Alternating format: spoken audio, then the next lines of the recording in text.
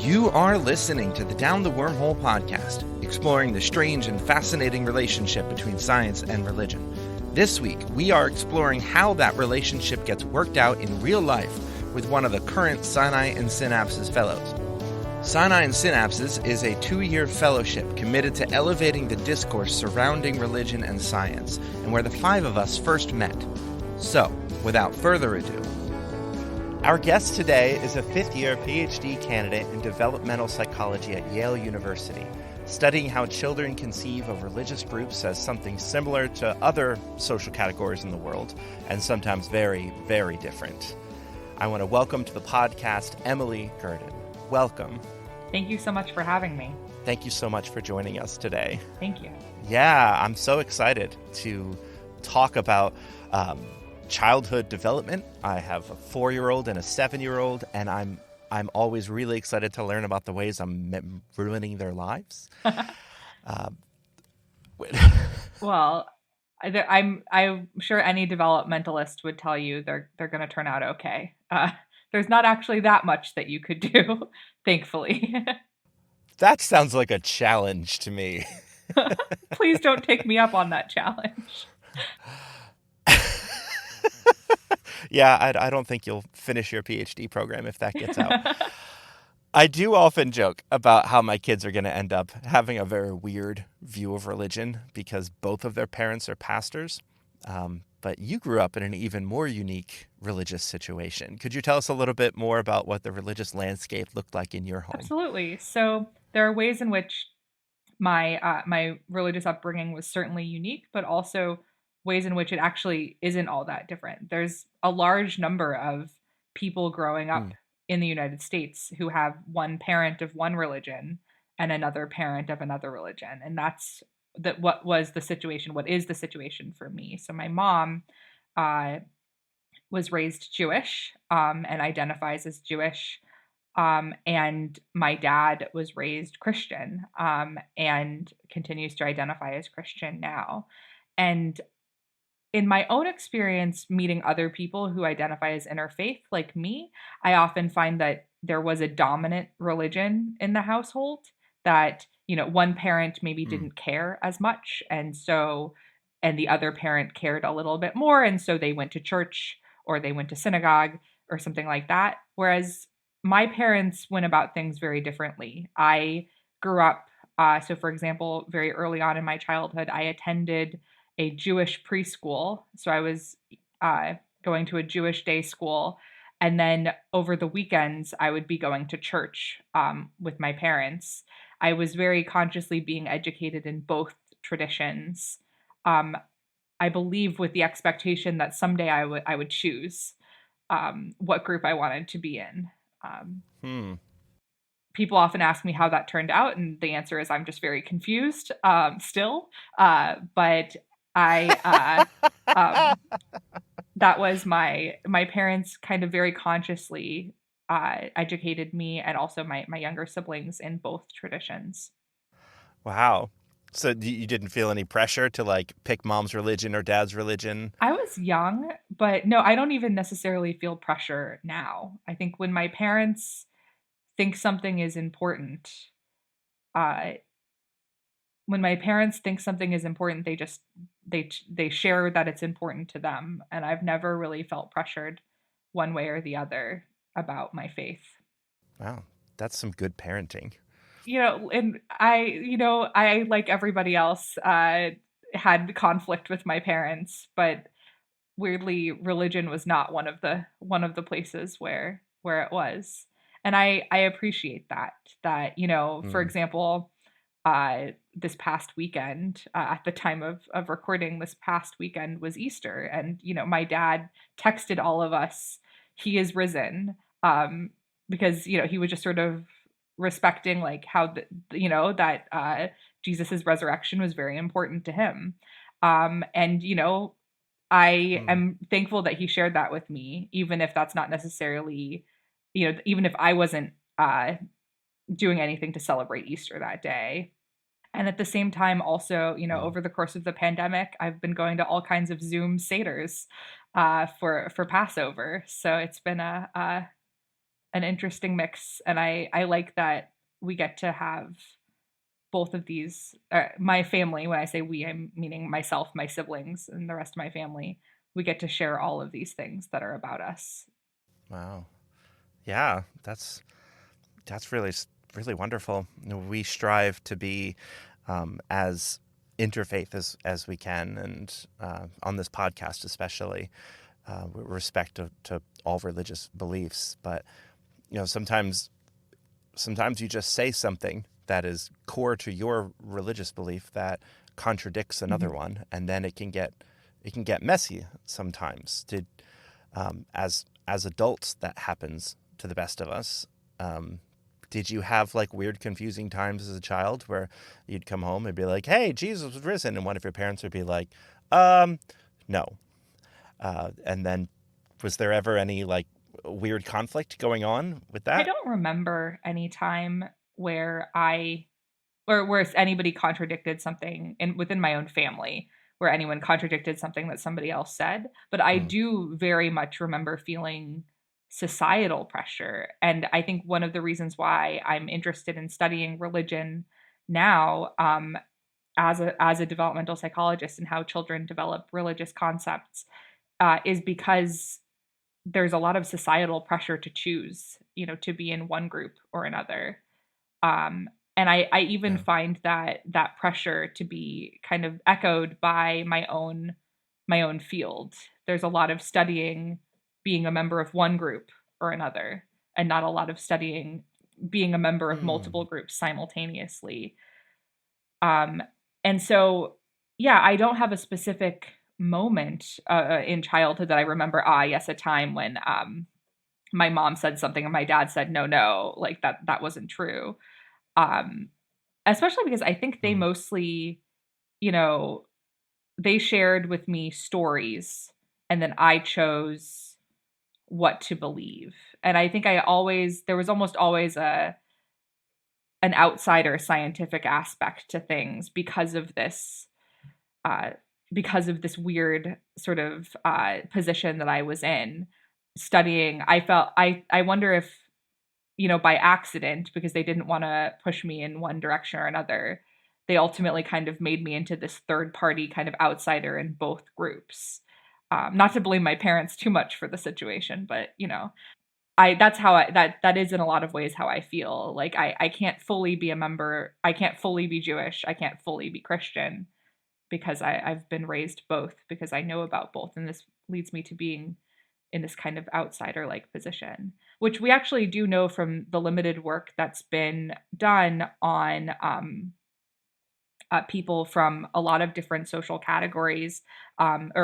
So, for example, there's been some work by a researcher named Sarah Gaither, who's a professor at Duke University, on how biracial people who are a member of more than one racial group, so they have, for example, one Black parent and one white parent, how they feel and identify with their own identities, their own groups. And there's a lot of this feeling kind of like an outsider, and that seems to be true for biracial people. That also, I think, definitely resonates with me from this kind of interfaith perspective. I feel a little bit like an outsider in both groups. Sorry, I couldn't help but bring in a little bit of yeah. science in that answer. I notice I do that a lot. This I'll is like you'll be asking me about my own experience, and I'll be like, it was or wasn't in line with this scientific finding I know about. So yeah, you are on the right podcast for a little science, a little religion. I'm glad. Was a safe place. It also seems like what a great gift to be given, to be sort of formed into a third group, a person who is a uniter, a bridge builder between disparate groups. I imagine it's got its own struggles, but that does seem like a great gift to be handed. So it also sounds like from an early age you learned how to think critically about religious stories and to sort of form your own narrative that makes sense to you. That's something that we in my Christian tradition we encourage. Once kids are teenagers, they go through confirmation, they learn the stories more in depth, and then they decide on their own if it's something that they want to grasp onto. But most of those kids have had no experience in doing that up until that point. But it sounds like you were kind of trained from an early age. If you don't mind me asking, where is your sort of, where do you feel spiritually connected these days? That's a great question. So I feel very comfortable in a lot of religious spaces, but I would say that I have, over the course of my life, gravitated towards Jewish traditions, and feel most comfortable partaking in and studying. Well, studying, I'm kind of happy to study everybody, but partaking in, being a member of, I feel most comfortable in Jewish spaces. Why that is? Well, part of it was actually because of my research interests. So I went to college knowing that I was fascinated by the human mind and and also just deeply in love with the scientific method. And I wanted to study psychology because that's not something I really understood, but I understood that it was going to be about, like, I'd be studying human behavior using these tools from science that I had grown up learning in high school. And then I also knew that I was really fascinated by world religions and wanted to study more about religion, and how religions are similar or different across the world. And I also became particularly interested in ethno-religious conflict. And kind of when I first started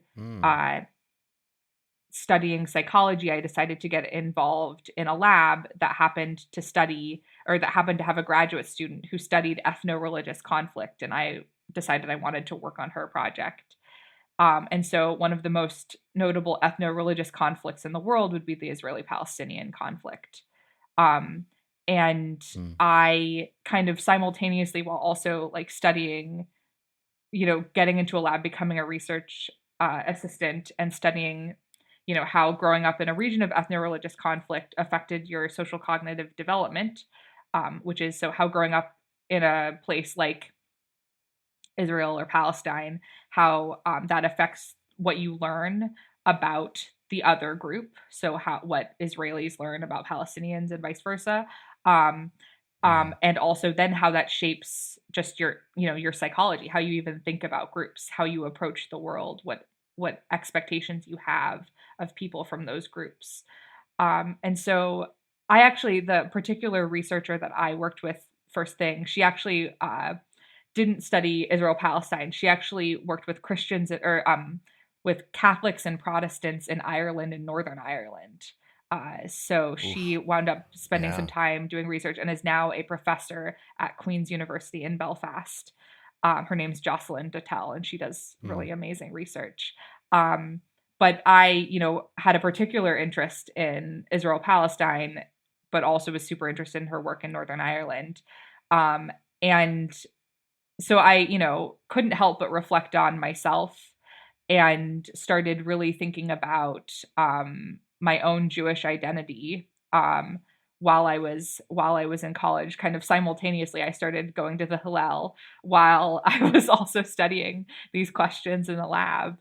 And then I did a birthright trip to Israel, and then soon after I studied abroad in Israel, doing basically a program on the history of Jerusalem during my second year of college. And then I actually, after graduating, moved to Israel for a year to do a Fulbright fellowship, actually studying exactly what I had started doing in my very first year of undergrad. During my Fulbright fellowship, I worked in a lab that specifically worked with Jewish, Israeli, and Palestinian, Muslim, and Christian kids, looking at how growing up in this region affects the beliefs that you hold about social categories. So, sorry, that was kind of off topic, but it's almost like my scientific self and my religious self grew together. And in that process, I just kind of gravitated towards Jewish traditions, and I became much more comfortable with them because I started, I studied Hebrew. I started being able to speak the language. I I had studied a little bit of Hebrew growing up because I attended Hebrew school to be able to read the Torah for bat mitzvah, but I delved into that even more in undergrad and then when I lived in Israel as well. And that so it just became easier to be, and in some ways, particularly because the Jewish religion in a lot of ways is very tied to Israel, but also being tied to speaking this language, whether being able to read and write biblical Hebrew or actually speaking modern Hebrew. uh, I just started feeling more comfortable, and I think that's kind of why I gravitated towards Judaism more these days. It also seems, and this is from an Mhm. outsider's perspective, that Judaism is better suited towards the scientific method.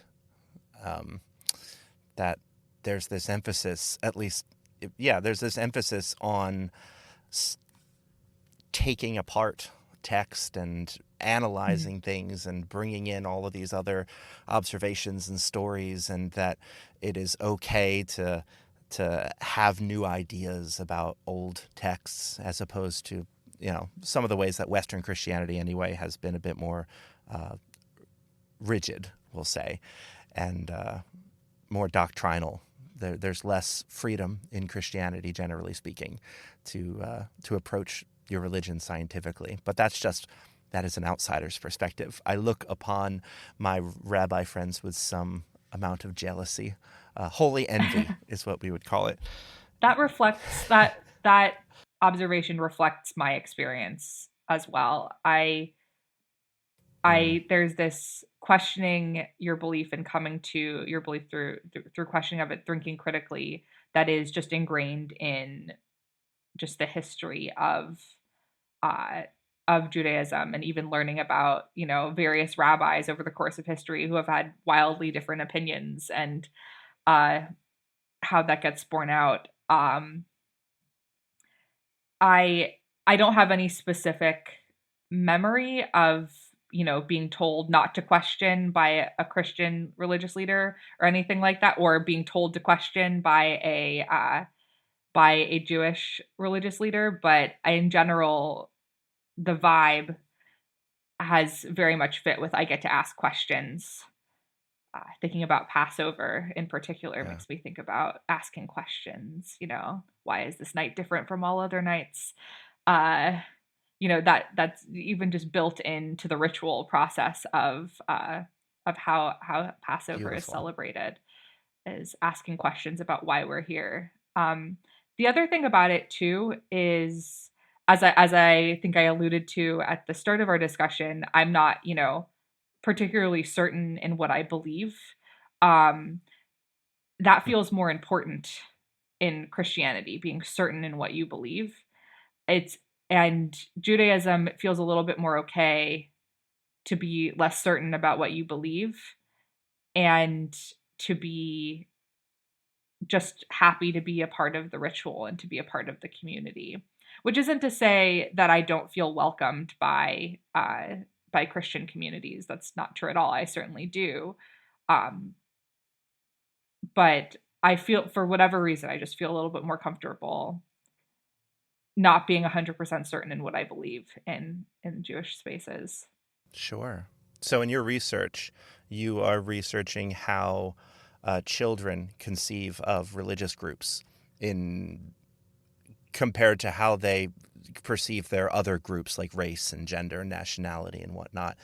Have you found it borne out in the research that um, children of different religious groups treat those groups differently, if that makes sense? Yeah, so I haven't so as far as specific experiments that I've run so far over the course of my Mhm. graduate school career, I haven't done anything that's specifically pitted um, religious groups against non-religious groups, though there has been some very excellent research that has done that. So, for example, what am I thinking about? There's a researcher named Lisa Chalik who has done some work looking at how Christian children and Jewish children think differently about what it means to be a member of their religious group, and finds that Jewish Hmm. children actually essentialize being a member of the group a little bit more. So,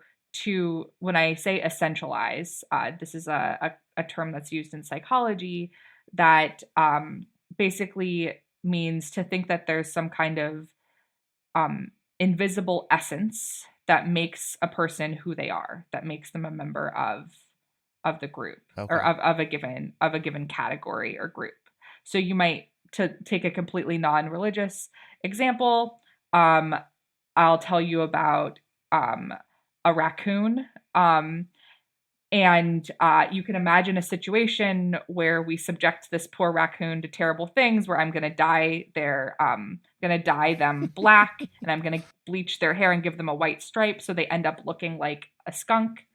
And you might say that this person, or that this, someone who isn't thinking essentially about what it means to be a raccoon might think, oh, well, they look like a skunk now, so they're a skunk. But if you think that there's some invisible, stable essence that you can't possibly change about the raccoon, you might say that even though they look like a skunk now, because I've dyed their hair black and given them this white stripe Hmm. so that they look like a skunk, that they're actually still a raccoon. And we think about that way with respect to natural kinds in the world, like animals. Like, even if I were to dye a tiger so that they no longer had their stripes, you still think they're a tiger. Young kids will say that they still think they're a tiger. But we also think that way about social groups. But some people think about these groups to a greater extent than others. And so, for example, there's been some work showing that Jewish children think more essentially about what it means to be a member of the Jewish religion than Christian children do about the Christian religion, which might come from the actual doctrine. What we're told about to be Jewish often means to have a Jewish parent, and in particular to have a Jewish mother. Um, and so that's not my own research. That's somebody else's, Lisa's amazing research. But that's one example that exists out there. In my own work, I actually study what I think of as group dynamics that are foundational to a lot of different groups, but I think are particularly foundational to religion. So, for example, my dissertation is centered around a project that I have looking at how children and adults think about people who change their social groups, so who convert, for example. Hmm. So, there are lots of social group changes that exist in the world. Converting religions is the one that I had in mind when I designed these studies, thinking about how people think about somebody who is a newcomer to their religious faith and wasn't born into the group.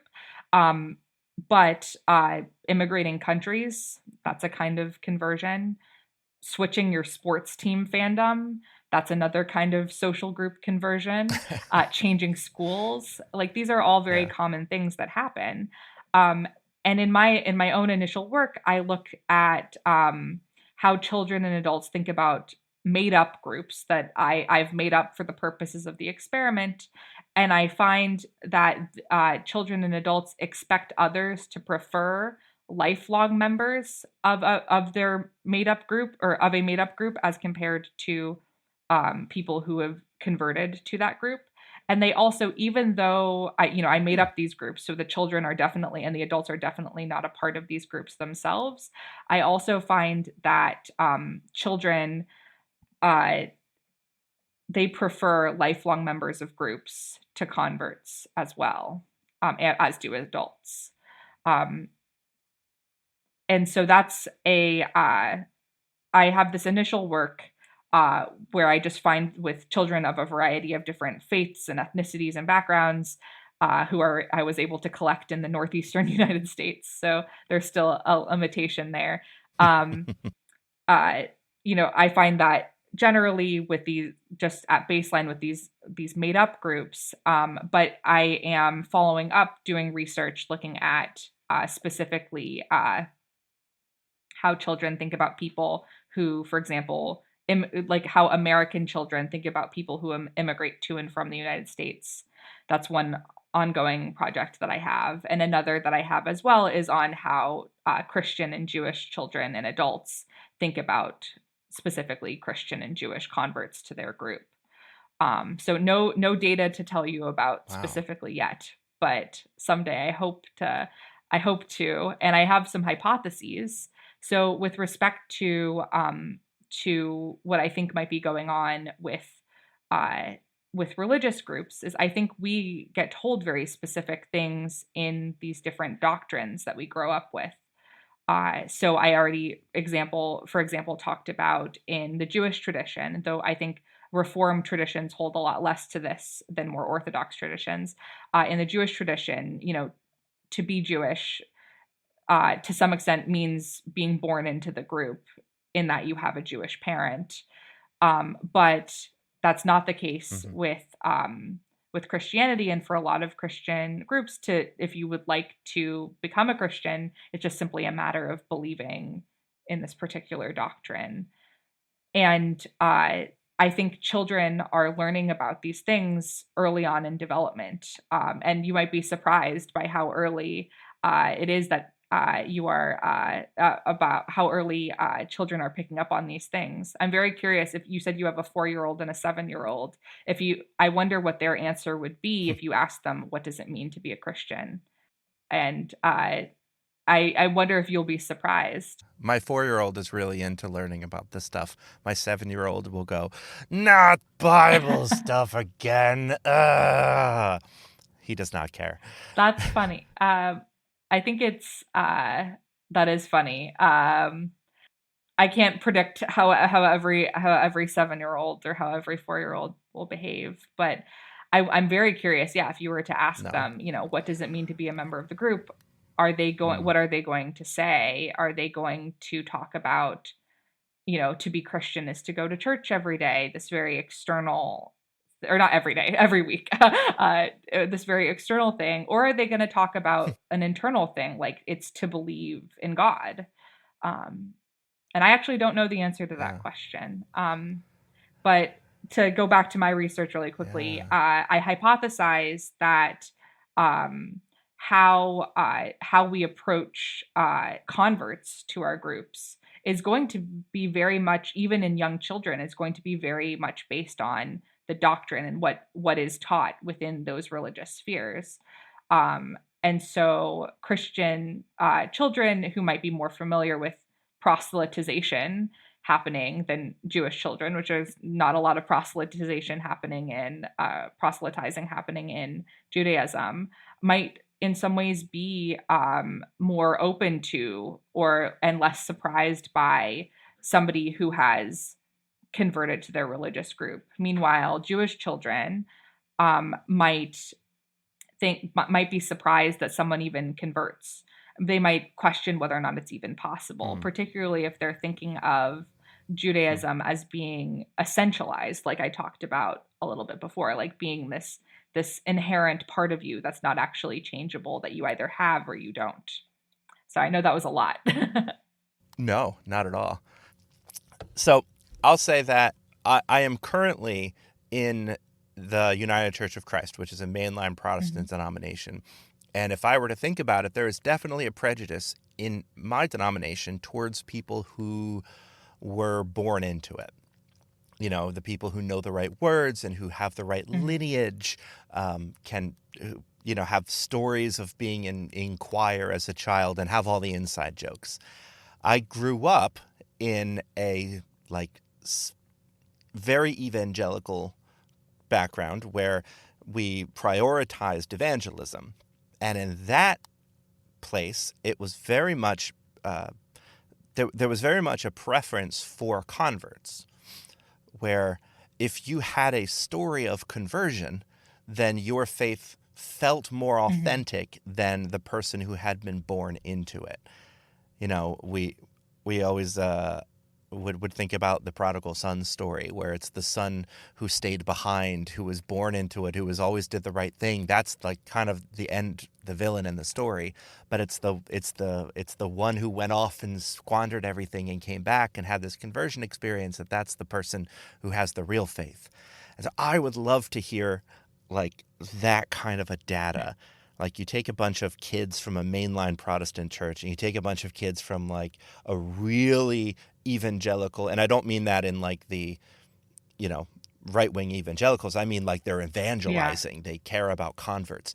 Take those two kids and ask them those sorts of questions about, do you prefer the lifers or the converts? And I wonder what the data would say about that. Yeah. So I totally I think you've just highlighted on why my research is going to take me about a million years to do, because I've been talking about Christianity so far as if it were a monolith, as if there's just one Christianity, and there certainly is not. There's so many different denominations, and I fully agree with you that, yeah, like I think when I was thinking of proselytization, I was thinking quite a bit about the sort of evangelical movement in parts of the United States.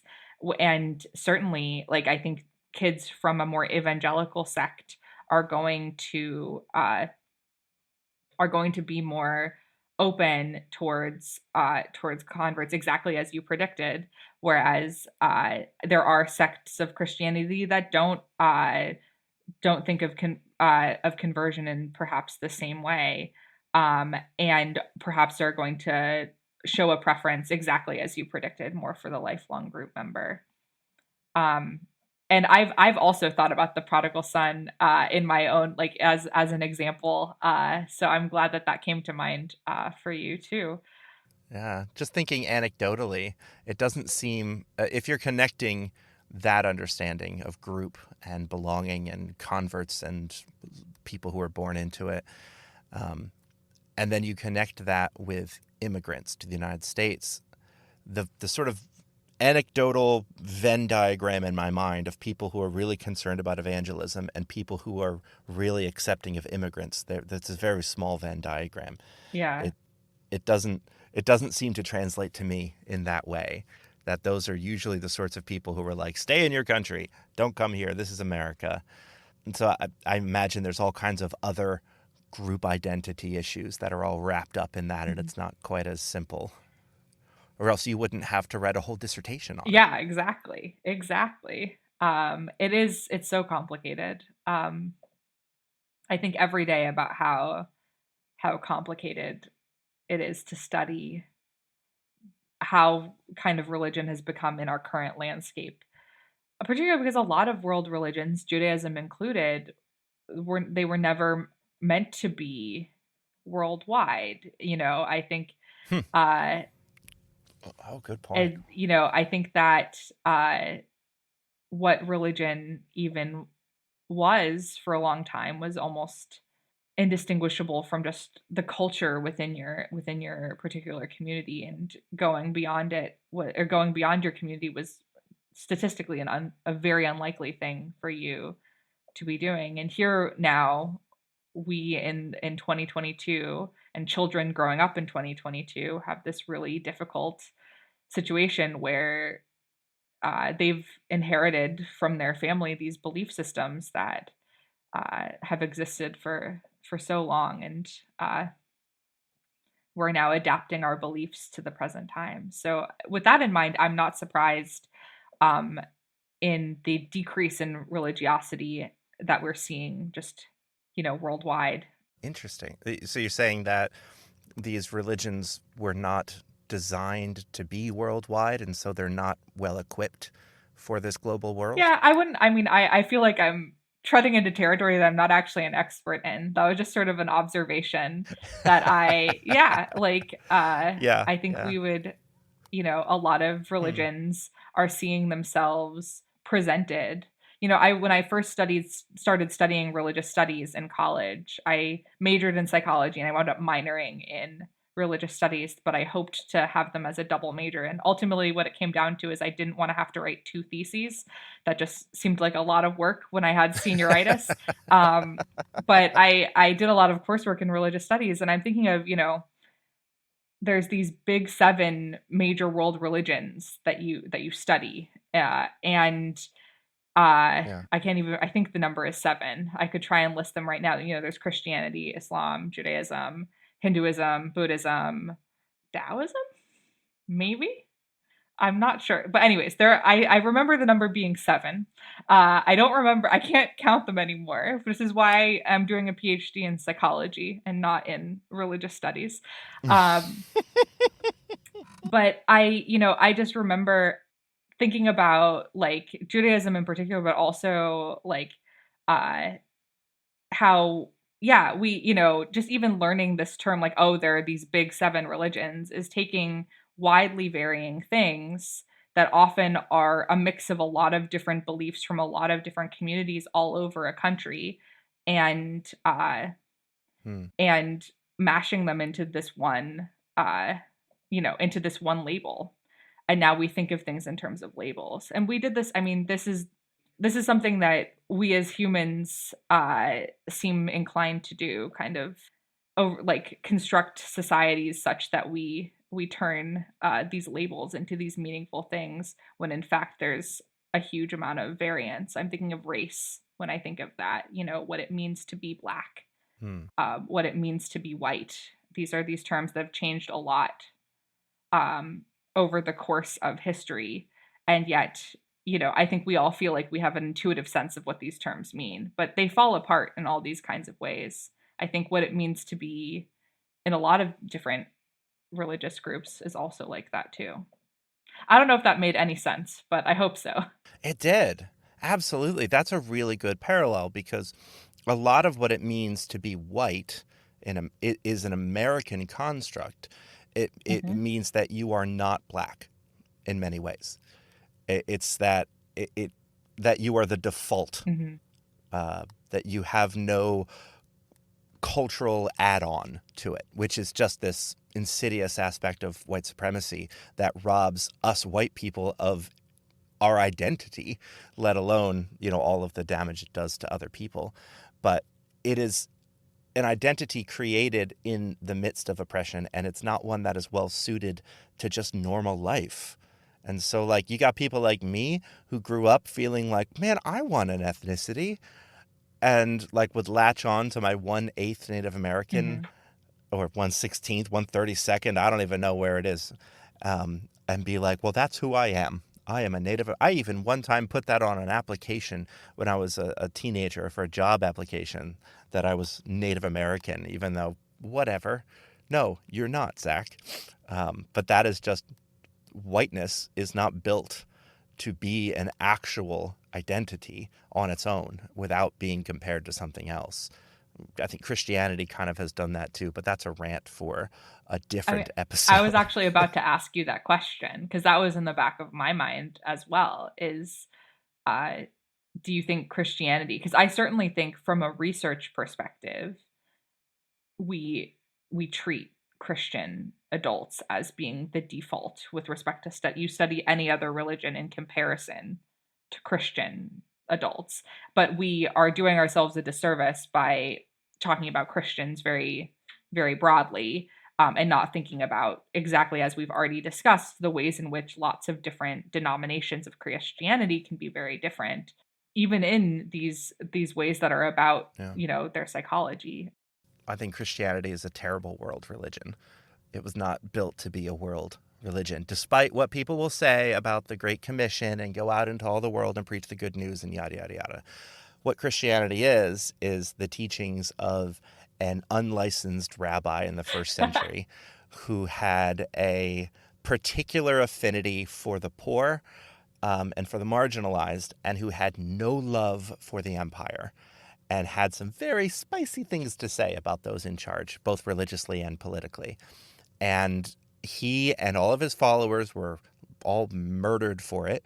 And all of the earliest followers, likewise, when they held to those teachings, that this is a this is a religion being born out of the lower Mhm. classes. It's like the worship of Dionysus, that this is like the oppressed minorities cling to this power, this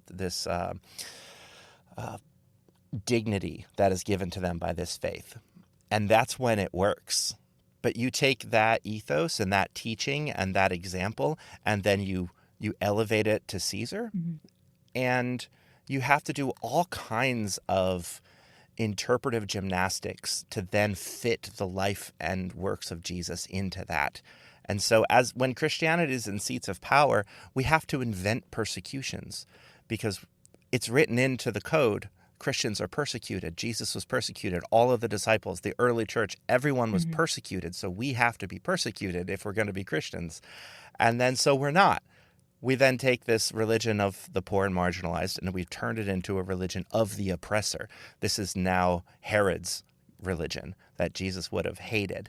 And so that's why you have all these Christians out there who are like, Disney is oppressing us by pushing on its beliefs on us, and so we are this oppressed minority people. When no, you're not. There has never been a non-Christian president of the United States. You are not oppressed, Yeah. but you have to invent it because it's a part of our DNA. So Christianity does not work in the highest levels. It does not work as an empire religion. What it is just Roman religion with Jesus on the front of it, and that works well. But I think after time, the more you study it, the more you realize you cannot have the Beatitudes in front of the court. You just can't. You can't say blessed are the peacemakers and fund the Pentagon the way we do. But that's why I think American Christianity is dying, because it is rotten from the core and there is no substance to it, and it is being reborn in the places where it should have been all along as a fringe religion that is fighting against the powers instead of the dominant religion who is the power. Anyway, that was my rant. Well, I think that rant fit perfectly. Well, I loved it. First of all, I loved every minute of it, and also fits perfectly with the argument that I was making that religions were never meant to be world religions.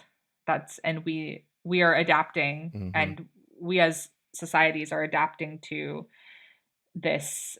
Uh, our belief systems are adapting to this new globalized world that we live in, and it's leading to some wacky stuff. I mean, you've certainly read the ideas of like Yuval Harari and people like that religion formed as a way of making larger Mhm. groups so that like cities could be united, whereas previously only villages, because we just don't have the capacity to build relationships over 150 people or so. And so we had to invent big gods to then control big cities. Except now, do we need even bigger gods to control our cities, to control our world? I mean, capitalism feels like a pretty big god that might be able to handle it better than the ones we've been inherited. But Capitalism feels like a that's, pretty big god. again, a different dissertation. Wow. I mean, Jesus said you can't serve God and money, so you got to pick one. That's why I don't have any money, by the way. Didn't Jesus also say, like, give unto Caesar what he is due? I don't remember the exact. I can't quote gospel very well, but I do remember a point where he says to still pay your taxes. Mm-hmm. Yeah, they were trying to trap him and get him executed early by, well, if you're so against the government, well, do you think that we should still pay our taxes? And Jesus is like, yeah, whatever. It's just money. Go ahead, pay your taxes, so you don't bring down too much unnecessary punishment on you. Like, I take that passage as like, pick your battles, people. You know, they always get like the criminal overlords on tax evasion, don't they? So It's a good point. They always get the criminal overlords on tax evasion. right, wasn't that Al Capone got taken down on taxes? So that's just words of advice from Jesus to Al Capone: is pay your taxes, and then run all of your illegal operations. I think that's what Jesus was saying. Don't quote me on that. So is there anything in your research that you've been doing that has been particularly surprising to you? That's a great question. This is not an answer about a scientific finding. This is just more a observation. So I study Great. children. I study uh, the development of social group concepts and very broadly, and kids say the darndest things. And so sometimes I just wish everybody could be a I wish everybody could be a developmental psychologist, because just I feel like anytime I sit down with a kid to run them in a study, I learn something new and bizarre and question whether I even fully understand how a child's mind works. So I'm Yes. so that's not a specific scientific finding I'm surprised by, but in general, I just a remark about how I'm just always surprised, happily surprised when I do my research. I'm sure a lot of parents can relate to that. As I always tell my church, these kids are going to ask the questions that you wish you had the guts to ask. That's true too. There's a lot of there's a period of middle childhood where I'm glazing over a lot of research here, but right around 8 to 10 is when kids start realizing, "Oh, I should probably pay attention to what I'm saying and make sure that it doesn't actually upset it." It's when they start worrying about what other people think. Mm. I mean, they develop a theory of mind much earlier than that. They start thinking about what other people might think in different situations. But you start having to be worried about them giving the like socially correct answer at around middle childhood. Hmm. And it's always sad when that happens. My son is entering into that now. He's all worried about being embarrassed and what his friends think and what's cool. And, Yep. you know, we don't like girls and girl stuff anymore. And unicorns are for girls. I don't want anything to do with that. Mhm. And it just breaks my little heart. The sad thing as well is that I'm not sure that there's anything you can do about that as a parent, because there's Hmm. I would say overall the research suggests that it's your son's peer environment, even if you are not. Um, of course, you can and should do as much as you can about, not imposing any kind of gender norms on your child or any particular norms on your children. But even if you as parents don't give those norms don't instruct them, your children are going to get it from society, because these norms, girls like pink, boys like blue, they're so engendered into everything around Mm. us. All they have to do is walk into a store and see that the things on the girls' side are very pink and the things on the boys' side are very blue. And that's already going to shape their beliefs. They don't even have to be told anything. They're just picking up on this like statistical information in their environments. So sorry, that's a sad way to end our time here. But yeah. No, friggin' society. But as we are approaching the end of our time together, which feels way too soon, I want to give you one question that I've asked all of the fellows before you, and take your time and answer as you will. But what is one thing that you wish everyone knew about the world? So you get an instant where you can take one idea, one bit of knowledge, one whatever, and implant it matrix style into every single brain in the world. What would you want? My instinct is to say that people have multiple sides to them. People have multiple groups that they're a part of, and that no one single label can define everybody. Labels themselves, like, Hmm. you know, being a Christian is not a monolith. It doesn't mean that you are going to definitely vote for Trump or all of these different things. That's one thing, but also that being a Christian doesn't preclude you from also being Jewish, from also having these other things about you. Hmm.